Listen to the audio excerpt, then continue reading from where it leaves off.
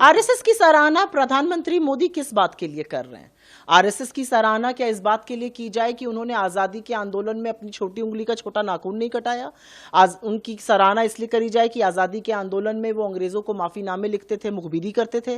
क्या इसलिए आरएसएस की सराहना की जाए कि उन्होंने 53 साल तक तिरंगे का बहिष्कार किया? क्या इसलिए सराहना की जाए कि सरदार पटेल ने इनको बैन किया था नफरत और हिंसा फैलाने के लिए? क्या इसलिए सराहना की जाए कि हमारे संविधान की प्रतियां जलाई थी, बाबा साहब की फोटो की तस्वीरें फूकी थी? क्या इसलिए सराहना की जाए कि इन्हीं से प्रेरित और पोषित होकर इस देश के प्रथम आतंकवादी नाथूराम गोडसे ने महात्मा गांधी को मारा था? क्या आरएसएस की सराहना इसलिए की जाए कि ये हमारे क्रांतिकारियों को, भगत सिंह से लेकर चंद्रशेखर आजाद को अराजक तत्व बताते थे? क्या इसलिए सराहना की जाए कि उन्होंने 1930 के सिविल डिसोबीडियंस मूवमेंट या 1942 के क्विट इंडिया मूवमेंट तक में कोई हिस्सेदारी नहीं की थी, बहिष्कार किया था, अंग्रेजों को चिट्ठियां लिखकर कैसे मूवमेंट का दमन किया जाए ये बताते थे? किस लिए सराहना की जाए? क्या आरएसएस की सराहना इसलिए की जाए कि ये north west frontier province Bengal और सिंध में जिन्ना के साथ मिलकर सरकारें चला रहे थे? किस लिए आरएसएस की सराहना की जाए? आरएसएस की सराहना क्या इसलिए की जाए कि अंग्रेजों से पेंशन लेते थे?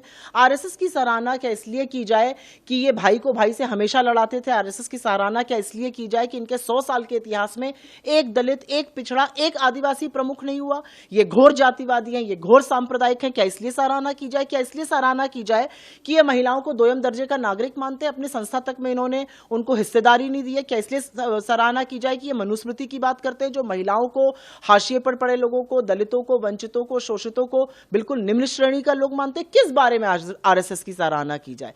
आरएसएस की सराहना प्रधानमंत्री के भाषण से या एक सिक्का रिलीज करने से नहीं हो सकती। आरएसएस वो संस्था है जिसके हाथ महात्मा गांधी के खून से सने हुए हैं। आरएसएस वो संस्था है जिसको इस देश के प्रथम गृह मंत्री सरदार पटेल ने बैन किया था, और यह कहकर बैन किया था कि उनकी भूमिका है महात्मा गांधी की हत्या में। मेरे लिए आरएसएस का सच ये, इधर उधर की बातें करने से आरएसएस का सिया सच नहीं बदलेगा। जो देशभक्त थे वो जंग में गए, जो कायर थे वो संग में गए। ये असलियत है आरएसएस की।